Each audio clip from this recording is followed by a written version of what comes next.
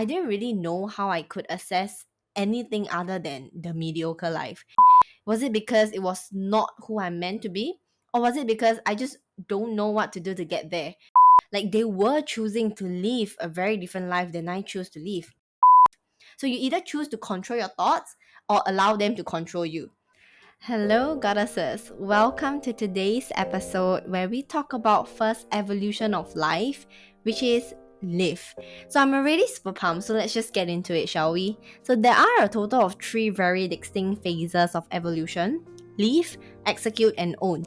Each phase will have its own episode because there's just way too much to cover in one episode. So stay tuned for the next two episodes on execute and own, which will be dropped on Wednesday and Friday. Anyways, today's topic on leaf.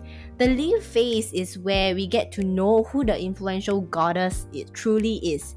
She is influential, strong, and powerful. She who can't contain her magic, magnetizes, and basically radiates positivity. She embodies the identity of a goddess who executes the better strategies and owns her dream business.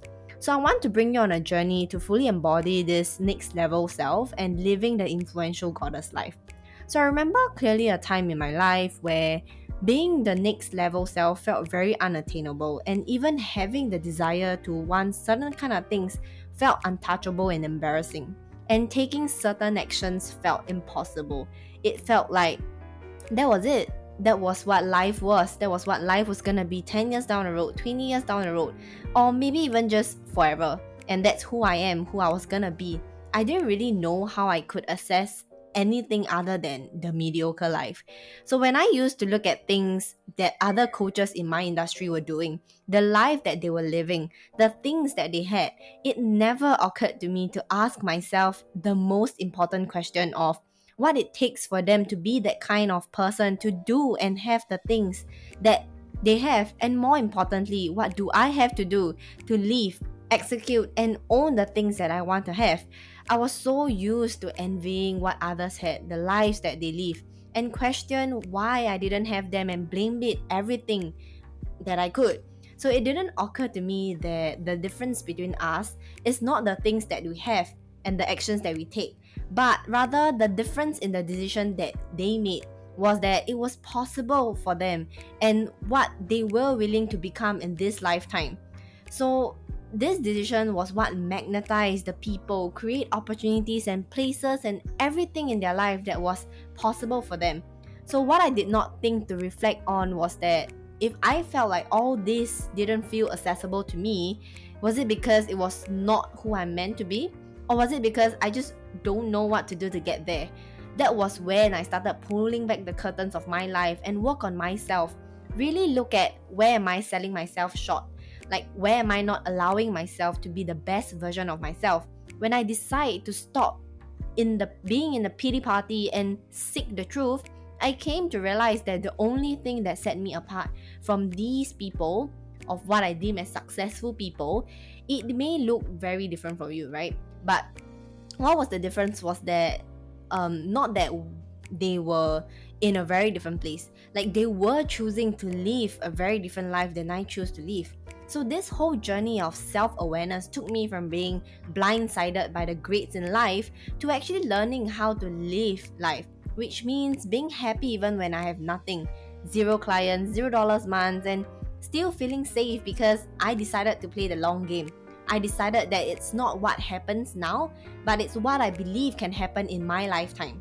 So what I did is to decide to live a different life. It's through observing, quote unquote, successful entrepreneurs like this that allowed me to master these three pillars of life: living the goddess life, executing the better strategies, and owning your dream business, whatever that looks like for you. I know it's hard to make sense out of it now, but I dive deeper into this pillar. So in just a second, but before that, I kind of want to talk about the concept of life. I know we're getting a little deep here, so get ready your tea, your wine, your cocktails, anything that you like, because we're really diving deep. So I've thought about this question a lot, and it was only until towards the end of 2021 that I finally got closer to understand what life was all about, what life should be all about. So I made sense of things that happened, the decisions that I made, the results that I see, and just everything that life throws at me. It all comes with a purpose. Life isn't always about getting that bread, becoming the smartest, the richest, doing the right things. It's actually pretty simple. Just being present in your life. I'm talking about gratitude, slowing down, being aware of all the things involved in your daily life. As people, we are all about, setting the next goal to achieve certain things, checking off the next thing on our list, and like what's going next, go, that type of thing. But here's the thing, we are called human beings for a reason, not human doings. And I'm sure this is old news to you, but my question is why are we still living as if we can't afford to let go a little, to relax a little, to stop and appreciate the people in our life and the things that we have? We're often being told, to follow rules, not straying away from the pack, and we become someone who's constantly filled with frustration, jealousy, doubts, and all that negativity that pulls us further away from life, when all we ever wanted was to get closer to being that person, that successful person that we've dreamed of becoming. So my question to you is, are you actually living life, or are you actually just trying to get by? Because here's the thing, before I found out what's the actual meaning of life, I was like every person out there, trying to make a living, to stay alive, or should I say just breathing. That's basically all I was. I was a human being that breathes. I was no different from an object other than the fact that I breathe and that I have amazing features that I get to have as a human being, but I wasn't putting it to good use. So I want you to think about how amazing it is to be a human being, especially one that is born in a first world country with technology, and you get to chase after your dreams. You get to live the life that others might not be able to. We are so fortunate, yet we take it for granted. And worse still, we resent this life that we are gifted with. You got to start being aware of what you feed your mind. Read good books. Just like food, we all need some good food, right? So feed your mind with good books and podcasts. If you need recommendations for any good reads or podcasts, check out my IG stories and my IG highlights. I do have them there.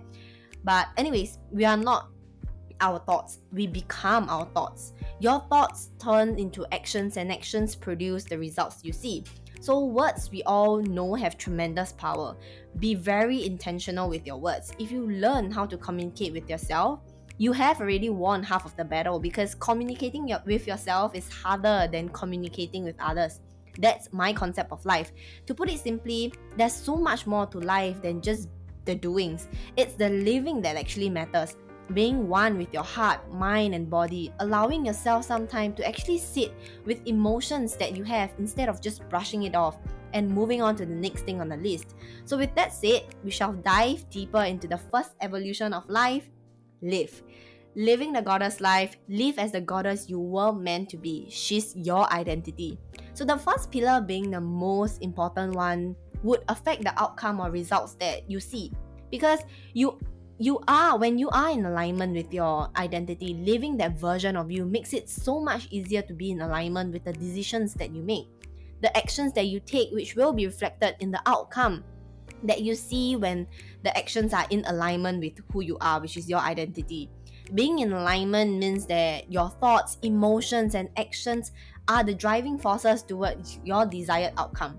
So the goddess in the inner world of energy, where divine ideas exist, where the butterfly leaves before it emerges through the caterpillar.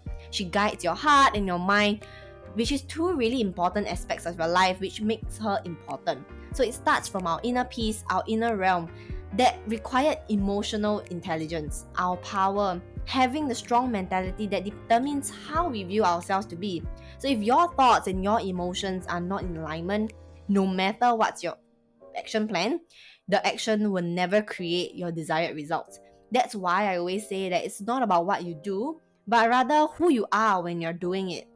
So, who or what is the influential goddess? She is the identity inside you that has all the inner strength that you need to execute and own the things you desire. Maybe it's building a successful business, or the ability to purchase anything you want, whatever you want, right? Whatever that looks like for you. So we are often told to conceal our emotions, be realistic, be logical, and we see being emotional and intuitive as a sign of weakness, a no-no sign. But It isn't. A matter of fact, she is the foundation of the iceberg that supports the weight of your business and your dreams and your actions. She is stronger than you think she is. So now, I know some of you may be thinking, oh, the goddess is too spiritual, I'm not like this, she's a bit of a woo-woo, and that's where you're wrong. As women, we all have a goddess in us, and you can think of her as your bestie since birth.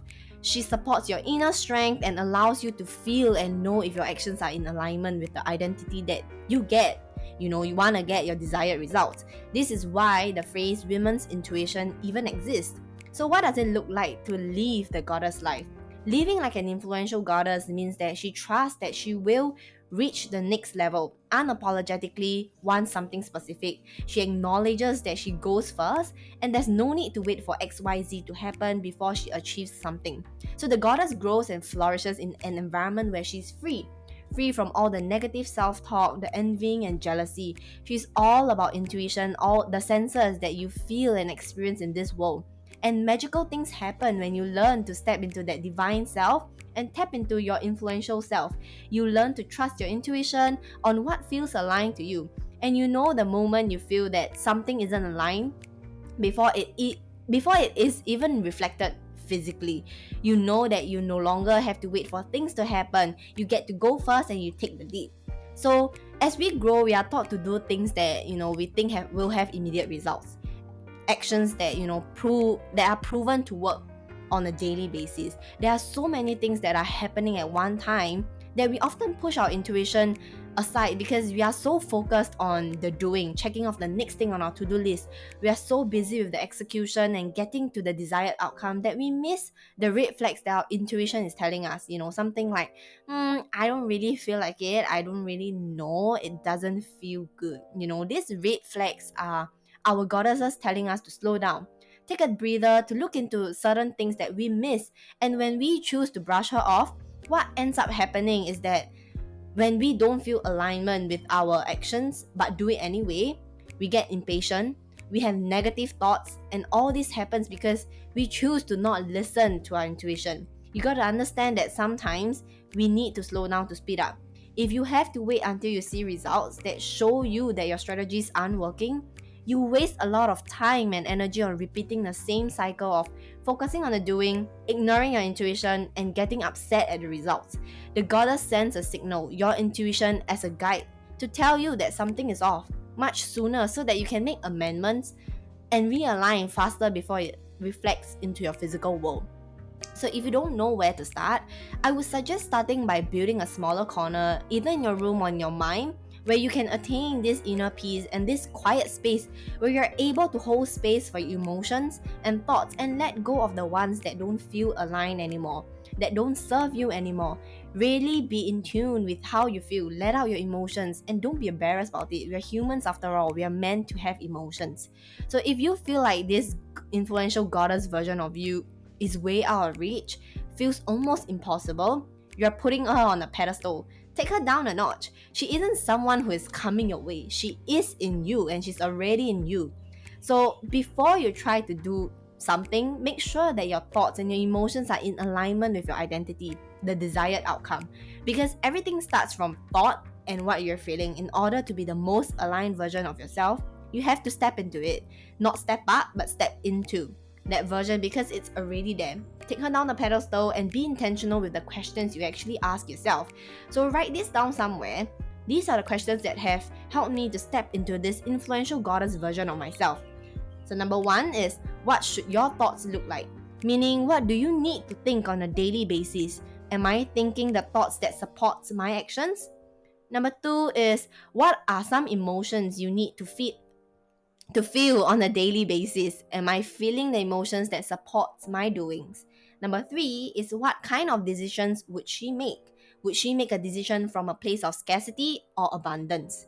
Everything you do or think comes from a certain energy and vibe, and this energy and vibe are not able to determine whether a thought is positive or negative. So whatever energy that you disseminate will be reflected on your outcome in your life. So you either choose to control your thoughts or allow them to control you. Alrighty, so that's it for today's episode. if you have to take away anything with you today, it is to know that the inner work, your thoughts and your emotions are the key to opening up to this new identity as an influential goddess. And when they are in alignment with each other, you find inner peace and results shows.